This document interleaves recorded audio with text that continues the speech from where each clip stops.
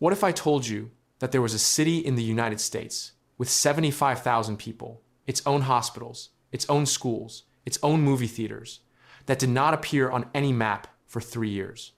What if I told you that the people living in that city did not know what they were building, that wives did not know what their husbands did at work, that the city had a single purpose so secret it was kept from the Vice President of the United States himself?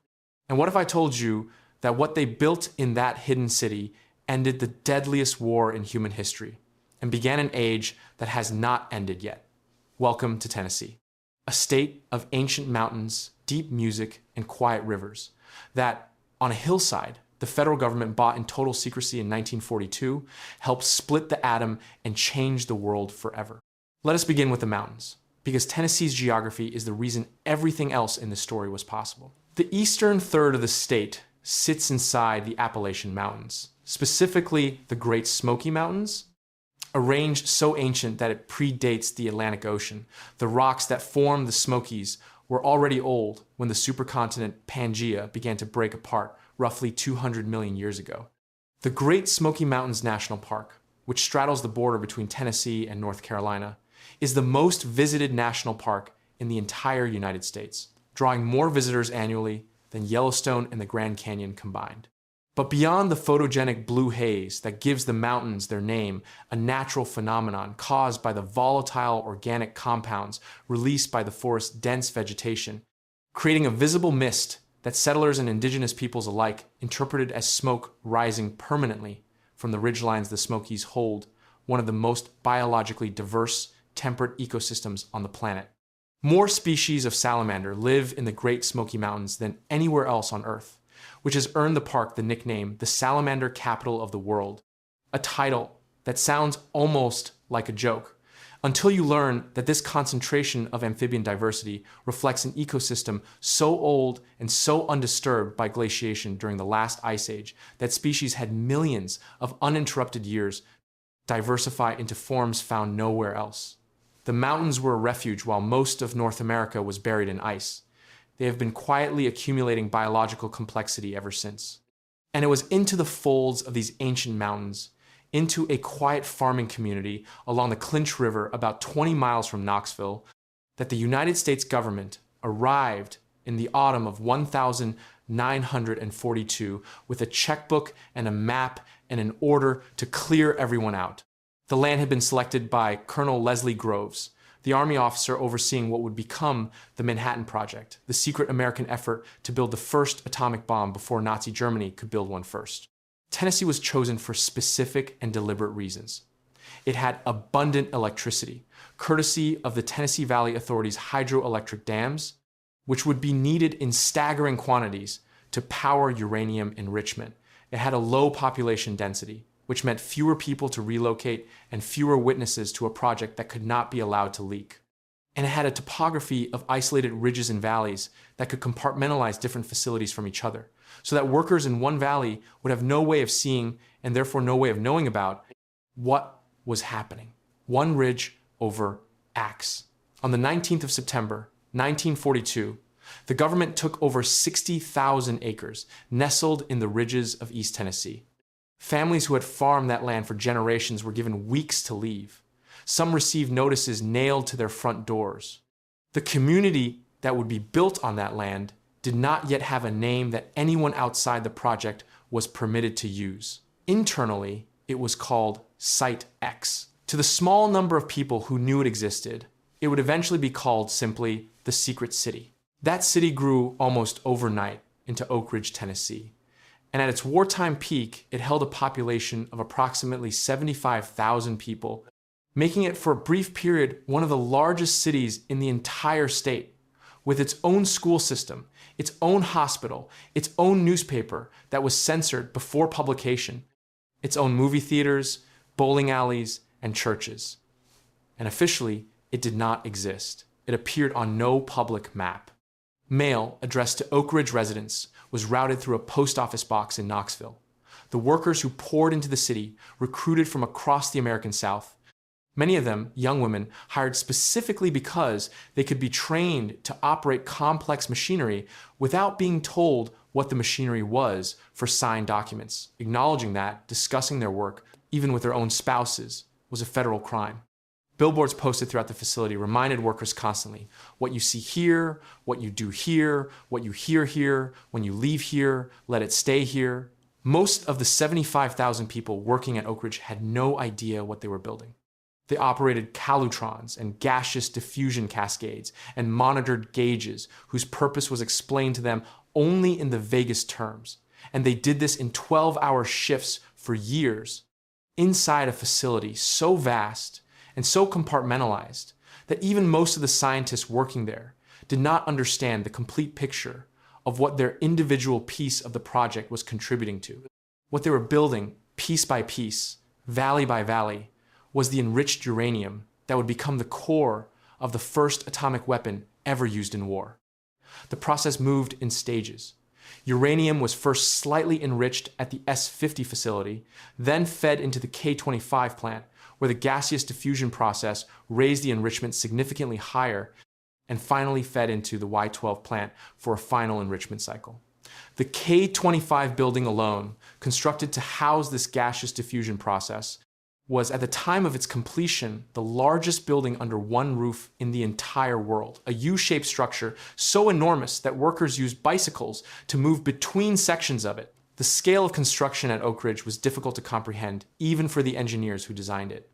The original plant complex was eventually expanded to cover more than 1,500 acres and employed 12,000 workers across hundreds of buildings.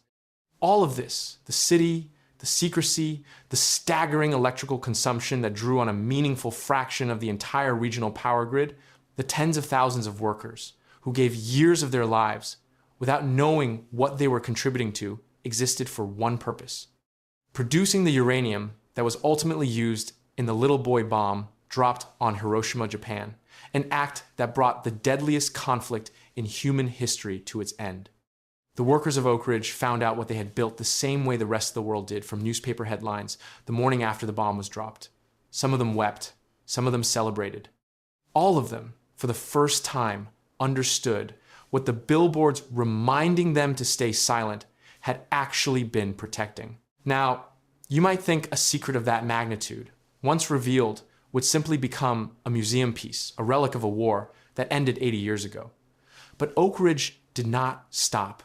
The infrastructure built to win World War II became the foundation of America's entire nuclear age. The Oak Ridge site became home to three major facilities: the K-25 and Y-12 plants for uranium enrichment, and the X-10 site, which had served as a pilot plant for the world's first continuously operating nuclear reactor and explored methods for plutonium production.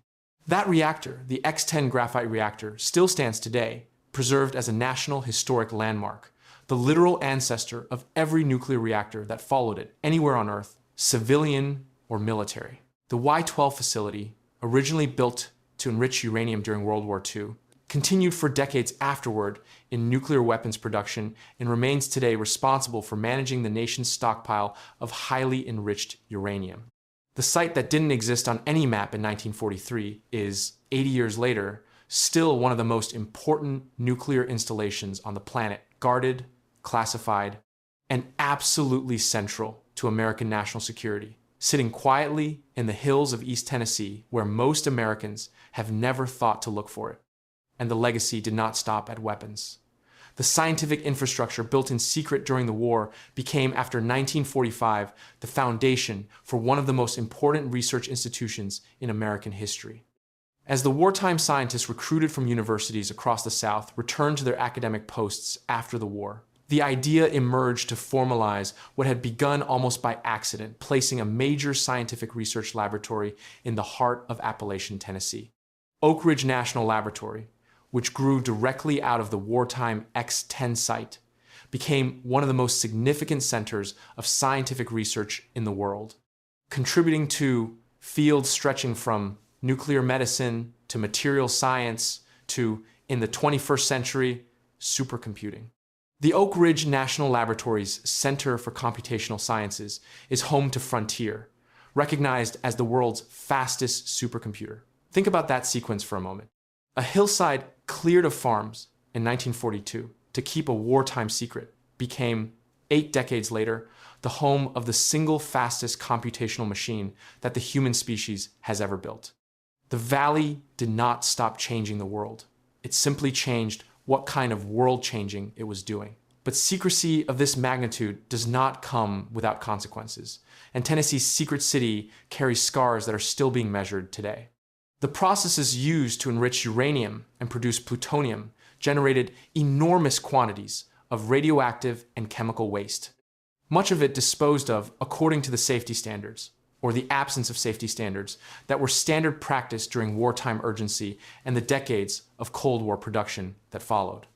These activities created environmental legacies so significant that the Oak Ridge Reservation was placed on the Environmental Protection Agency's National Priorities List of contaminated sites in 1989. Government-sponsored testing has suggested that Oak Ridge and nearby communities have experienced an increased mortality rate connected to low levels of radiation, ingested gradually over time by residents living near the closing facility. The environmental cleanup of the original wartime facilities has been underway for over 3 decades and continues today, a slow and enormously expensive process of remediating contamination that was created in a matter of months by a project racing against a wartime deadline that left no time to consider what would happen 70 years later. The K-25 building, once the largest building under one roof in the world, was so contaminated and structurally compromised that it was completely demolished in 2013. The literal physical evidence of how the bomb was built erased from the landscape, replaced eventually by a small interpretive center that tells visitors what used to stand there. Let us step back from Oak Ridge for a moment and talk about the river systems that made all of this electricity possible in the first place, because Tennessee's relationship with water is itself one of the most consequential engineering stories in American history. The Tennessee Valley Authority, created by Congress in 1933 as part of the New Deal, was one of the most ambitious public works projects ever undertaken by the federal government, a coordinated effort to dam and control the entire Tennessee River watershed, an area covering parts of 7 states, in order to control catastrophic flooding, generate hydroelectric power, and bring electricity to a region of Appalachia that had, until that point, been one of the poorest and least electrified parts of the entire country. The TVA built dozens of dams across Tennessee and the surrounding states throughout the 1930s and 1940s, transforming free-flowing rivers into a chain of reservoirs and fundamentally reshaping the landscape, the economy, and the ecology of the entire region. And it was specifically this massive, federally subsidized hydroelectric capacity, electricity available in quantities and at prices that existed almost nowhere else in the country, that made Tennessee the logical home for the staggeringly power-hungry uranium enrichment process. The dams built to lift Appalachia out of the Great Depression ended up, within a decade, providing the electrical current that helped end the Second World War. Few infrastructure projects in American history have had such an unexpected and consequential second act. Now let us go further back, before the dams and before the secret cities, into the deeper history of this land, because Tennessee's mountains were not empty before any of this began. The Cherokee Nation had lived in and governed the territory that includes the Great Smoky Mountains for centuries before European contact, developing a sophisticated agricultural and political civilization centered in towns throughout the southern Appalachians. The forced removal of the Cherokee from this land in 1838 and 1839, ordered under the Indian Removal Act and carried out by the United States Army, is remembered as the Trail of Tears, a forced march of approximately 16,000 Cherokee people from their homeland in Tennessee, Georgia, North Carolina, and Alabama to designated territory in present-day Oklahoma. A journey of roughly 1,200 miles undertaken in winter conditions with inadequate food, shelter, and medical care. An estimated 4,000 Cherokee people, roughly a quarter of those forced to make the journey, died along the way or shortly after arrival, from exposure, starvation, and disease. The removal of the Cherokee from Tennessee was not incidental to the state's development. It was a precondition for it, a deliberate clearing of an entire nation from land that white settlers and the state government wanted for themselves.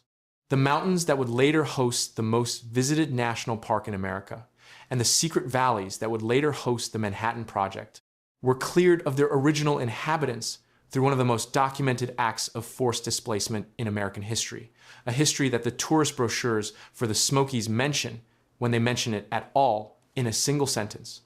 Let's talk about what Tennessee gave to the world that had nothing to do with weapons or government secrecy, because the cultural contribution of this state is, in its own way, just as globally significant as anything that happened at Oak Ridge. The music that defines huge portions of American popular culture, and by extension, global popular culture, traces directly back to specific places in Tennessee. Nashville, the state capital, became the undisputed center of the American country music industry over the course of the 20th century, home to the Grand Ole Opry, which began broadcasting in 1925, and remains the longest-running live radio program in American history. But Tennessee's musical influence extends far beyond country. Memphis, in the western corner of the state along the Mississippi River, was the city where Sam Phillips operated Sun Studio, a small recording facility that, in the 1950s, recorded the early sessions of an astonishing concentration of musicians who would go on to reshape global popular music: Elvis Presley, Johnny Cash, Jerry Lee Lewis, Carl Perkins. The sound that emerged from that small studio, a fusion of country, blues, and gospel traditions that had been developing in the American South for generations, became rock and roll, a genre that within a decade had spread from a converted radio repair shop in Memphis to every corner of the inhabited world. Memphis is also the city where Stax Records, founded in 1957, developed the distinctive sound of Southern soul music, producing artists like Otis Redding and Isaac Hayes, and shaping the trajectory of American black music for decades. Tennessee did not simply produce music. It produced multiple, separate, world-altering musical revolutions within a few decades and a few hundred miles of each other. And the question of why this specific stretch of the American South generated so much of the 20th century's most influential music remains a subject of genuine fascination for musicologists and historians alike. And it was also in Memphis, on the balcony of the Lorraine Motel on the 4th of April, 1968, that Dr. Martin Luther King Jr. was assassinated while in the city to support striking sanitation workers, an event that sent shockwaves through American cities, triggered riots in over 100 cities across the country, and remains one of the most consequential and traumatic moments in the history of the American Civil Rights Movement. The Lorraine Motel is now the National Civil Rights Museum, preserving the room where King spent his final hours and the balcony where he was shot. A site of pilgrimage and mourning that sits in direct geographic and historical tension with the musical celebration of Beale Street, just a few miles away, two faces of the same city, the same decade, the same struggle over what kind of country the American South, and by extension the entire United States, was going to become. Let us return to the natural world, because Tennessee holds geological and biological secrets that rival anything its human history has produced. Beneath the Cumberland Plateau, in the central part of the state, lies one of the most extensive cave systems in the world. Tennessee has more documented caves than any other state in the United States, over 10,000 of them, earning the state the unofficial nickname, the Cave State, among speleologists. The Lost Sea, located in Sweetwater, Tennessee, contains the largest underground lake in the United States and one of the largest in the world. A body of water covering over 4 acres beneath the surface of the Cumberland Plateau, discovered in modern times in 1905 by a 13-year-old boy who crawled through a small opening following his dog into a passage that opened into a vast subterranean chamber. Divers have explored the lake's depths and have never definitively located its bottom or mapped its full extent. There are passages branching off the main chamber that remain unexplored to this day, openings into darkness that nobody has ever fully followed to their conclusion. Fossils of an extinct Pleistocene-era jaguar have been found within the cave system, evidence that the cave was being used by large predators tens of thousands of years before any human being crawled through that opening with a 13-year-old boy and his dog. There's one more piece of Tennessee's hidden history worth telling, and it concerns a place that, like Oak Ridge, was built around a secret, though a very different kind of secret, and one that the people who profited from it have spent over a century trying to keep concealed. The Jack Daniel's distillery in Lynchburg, Tennessee, has marketed itself for generations as the creation of a self-made white frontiersman who learned to distill whiskey from a local minister. For most of the company's corporate history, the contribution of an enslaved man named Nathan Nearest Green, who taught young Jasper Newton Jack Daniel the Lincoln County process of charcoal mellowing that defines Tennessee whiskey to this day, and who became Jack Daniel's first master distiller after emancipation, was omitted entirely from the company's official histories and museum displays. It was only in the 2010s, following investigative journalism and historical research, that Jack Daniel's formally acknowledged Nearest Green's central role in creating the product that bears another man's name and has become one of the most recognized whiskey brands on the planet. Green's descendants have since founded their own distillery, Uncle Nearest, telling a story that Tennessee tourism marketing spent well over 100 years declining to tell. Let us go back, finally, to the rivers, because Tennessee's water does not only generate electricity, it also tells one of the most striking stories of ecological collapse and partial recovery in American conservation history. The Tennessee River and its tributaries once hosted one of the most diverse freshwater mussel populations on the planet, with the Tennessee and Cumberland River systems together supporting roughly a quarter of all freshwater mussel species found anywhere on Earth. Freshwater mussels are extraordinarily sensitive to pollution and habitat disruption, and the combination of dam construction, industrial pollution, and sedimentation throughout the 20th century devastated these populations, driving numerous species to extinction and pushing dozens more to the edge. Several mussel species that once filled Tennessee's rivers by the millions now exist only in small, carefully monitored remnant populations, maintained through captive breeding programs designed to prevent their complete disappearance. The same dams that powered the uranium enrichment that ended World War II also, in a quieter and less dramatic way, ended the existence of species that had been filtering Tennessee's water for millions of years before any human being arrived to dam a single river. Tennessee, then, is a state that has changed the world repeatedly, in ways large and small, secret and celebrated, and it has rarely done so by announcing itself. It changed the world from a hidden valley that did not appear on any map, where 75,000 people built the most destructive weapon humanity had yet created without being told what they were building. It changed the world from a small recording studio in Memphis, where a handful of young musicians, drawing on traditions older than the state itself, created sounds that rewired global popular culture within a decade. It changed the world through dams built to lift a poor region out of economic collapse. Dams that ended up powering a weapon nobody who built them had ever expected to build. And it changed the world through the quiet, decades-long erasure and eventual restoration of a black man's name from the history of one of its most famous products, a small act of historical justice that took over a century to complete. The mountains hold all of it the same way they hold everything. Ancient, blue-hazed, indifferent to the urgency of the humans who passed through them. The reactor that fathered the nuclear age still stands on its hillside, preserved behind glass. The cave with no measured bottom is still down there, in the dark, branching into passages nobody has followed to their end. And the next thing Tennessee changes about the world, because there will be a next thing, is, like everything else in this story, probably already underway, quietly, in a valley nobody outside it has thought to look at yet.